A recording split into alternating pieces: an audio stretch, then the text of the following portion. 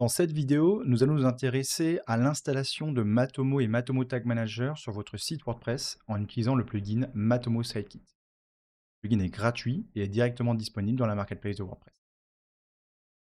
En installant le plugin, vous allez vous retrouver avec un nouveau menu Sidekit qui contient deux onglets, Dashboard et Settings. Commençons par les réglages. Dans la partie générale, vous allez pouvoir renseigner votre hôte URL, c'est-à-dire l'URL à laquelle votre instance Matomo est disponible, que ce soit une instance Matomo Cloud ou une instance Matomo On-Premise.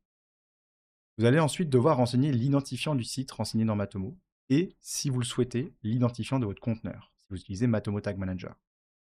Pour récupérer l'identifiant de votre conteneur, vous pouvez directement y avoir un accès depuis le tableau de bord de ce même Tag Manager. Une fois ces trois informations renseignées, vous allez pouvoir vous rendre dans l'onglet Tracking.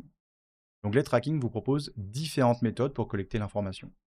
La méthode recommandée, c'est bien évidemment l'utilisation du Tag Manager. Le Tag Manager vous permet d'avoir accès à beaucoup plus d'informations et plus de flexibilité lors de la collecte d'informations. Pour faciliter cette information-là et la collecte de ces données, j'ai ajouté dans le plugin la possibilité d'avoir accès à des variables de data layer, comme par exemple l'environnement ou l'identifiant de l'utilisateur. La collecte de l'identifiant de l'utilisateur est évidemment soumise au consentement de ce dernier via un bandeau cookie.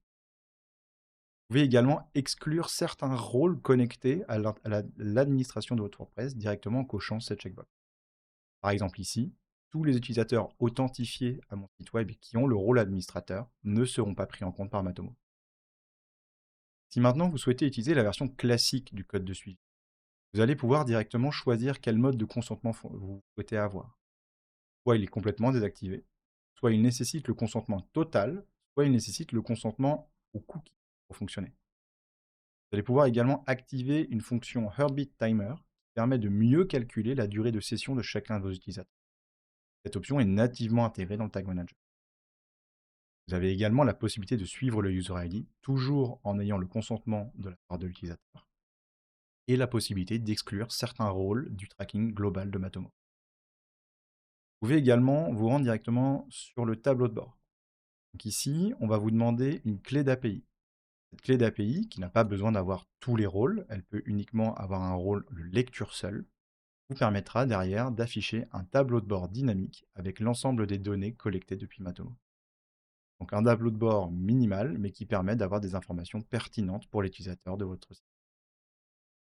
Le rapport en courbe des visites et des pages vues est également disponible au niveau de chacune des informations de votre site WordPress. Par exemple, pour une page, si vous scrollez tout en bas de la page, vous aurez ce même rapport, mais défini uniquement pour l'URL en question. Retour au réglage. Maintenant, vous savez que pour Matomo, vous avez l'obligation d'exposer une information liée au consentement de l'utilisateur dans votre politique de confidentialité. Pour simplifier l'utilisation de ce script-là, le plugin intègre directement un shortcode. Copiez ce shortcode et que vous le collez dans votre page de politique de confidentialité ou votre politique de cookie, le paragraphe légal et la case à cocher apparaîtront automatiquement. Vous avez la possibilité d'appliquer un design personnalisé en changeant la couleur de fond, la couleur du texte, la taille du texte et la famille de police. Si vous souhaitez faire une configuration personnalisée, tous les paramètres sont disponibles dans le tableau ci-dessous. Le plugin est entièrement gratuit, il est basé sur React pour l'interface et il est surtout basé sur de la sécurité et une interface utilisateur facile. N'hésitez pas à partager et à faire savoir autour de vous que ce plugin gratuit est disponible sur la marketplace.